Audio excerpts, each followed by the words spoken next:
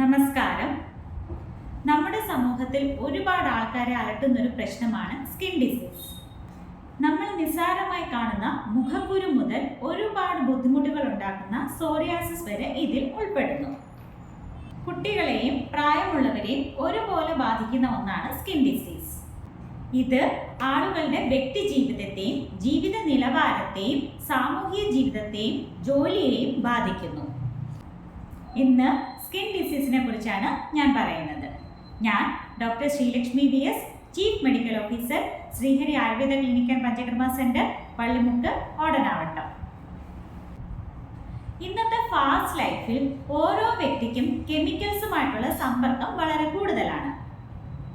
അത് ഭക്ഷണം വഴിയോ പരിസ്ഥിതി വഴിയോ വേറെ ഏതെങ്കിലും രീതിയിലും ആകാം.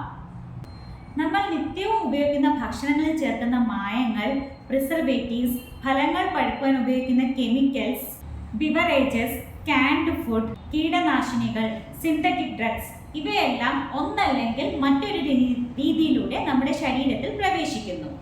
ഇവ യഥാസമയം പുറന്തള്ളപ്പെടാതെ ശരീരത്തിൽ അടിഞ്ഞുകൂടുകയും ക്രമേണ ഇത് സ്കിൻ ഡിസീസായി പരിണമിക്കുകയും ചെയ്യുന്നു.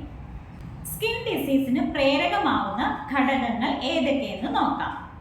ആദ്യത്തേത് നമ്മൾ കഴിക്കുന്ന ആഹാരവും ആഹാര ശീലങ്ങളുമാണ്.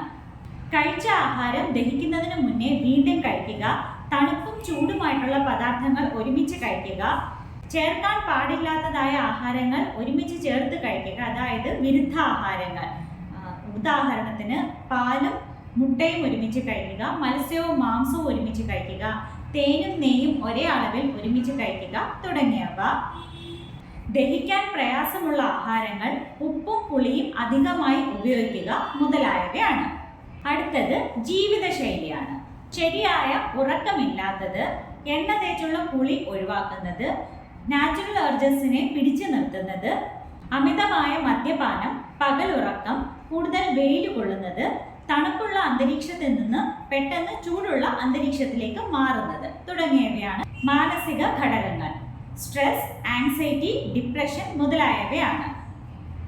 സ്ട്രെസ് ഹോർമോണൽ ഇംബാലൻസ് ഉണ്ടാക്കുകയും തന്മൂലം രോഗപ്രതിരോധ ശേഷിയെ പ്രതികൂലമായി ബാധിക്കുകയും ചെയ്യുന്നു. അങ്ങനെ ഇൻഫ്ലമേഷനും സ്കിൻ ഡിസീസും വർദ്ധിക്കുന്നു. മാനസിക ഘടകങ്ങൾ ചർമ്മരോഗത്തെ ഉണ്ടാക്കുന്നത് പോലെ തന്നെ നീണ്ടു നിൽക്കുന്ന ചർമ്മരോഗങ്ങൾ മാനസിക ആരോഗ്യത്തെ പ്രതികൂലമായി ബാധിക്കുന്നു. ഇത് വ്യക്തികളുടെ ആത്മാഭിമാനം കുറയ്ക്കുകയും സാമൂഹിക ഇടപെടലുകൾ കുറയ്ക്കുകയും സമൂഹത്തിൽ ഒറ്റപ്പെടുത്തുവാനുള്ള കാരണങ്ങളും ആകുന്നു. മറ്റൊന്ന് ബാഹ്യ കാരണങ്ങളാണ്. പരിസര മലിനീകരണം, കെമിക്കൽസുമായിട്ടുള്ള എക്സ്പോഷർ എല്ലാം ബാഹ്യ കാരണങ്ങൾ ഉൾപ്പെടുന്നതാണ്.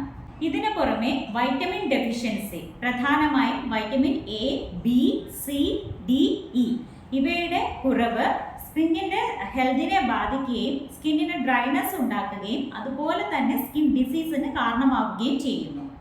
ഇതോടൊപ്പം തന്നെ ഓട്ടോ ഇമ്മ്യൂൺ ഡിസീസസ് മൂലവും ജനിതക കാരണങ്ങൾ മൂലവും സ്കിന്നിൽ മാനിഫെസ്റ്റേഷൻസ് ഉണ്ടാവാറുണ്ട്. ഇനി സ്കിൻ ഡിസീസിൽ കഴിക്കാൻ പാടുള്ളതും പാടില്ലാത്തതുമായിട്ടുള്ള ആഹാരങ്ങളെ കുറിച്ചാണ് പറയുന്നത്. ബാർലി, ഗോതമ്പ്, ചെറുപയർ, നെല്ലിക്ക, കയ്പ് രസമുള്ള ആഹാര പദാർത്ഥങ്ങൾ എന്നിവ ആഹാരത്തിൽ ഉൾപ്പെടുത്താം. ധാരാളം വെള്ളം കുടിക്കുക. പുളി, ഉപ്പ്, എരിവ്, പാലും പാൽ ഉൽപ്പന്നങ്ങളും, ഉഴുന്ന്, എള്ള് എന്നിവയുടെ അമിത ഉപയോഗം ഒഴിവാക്കുക.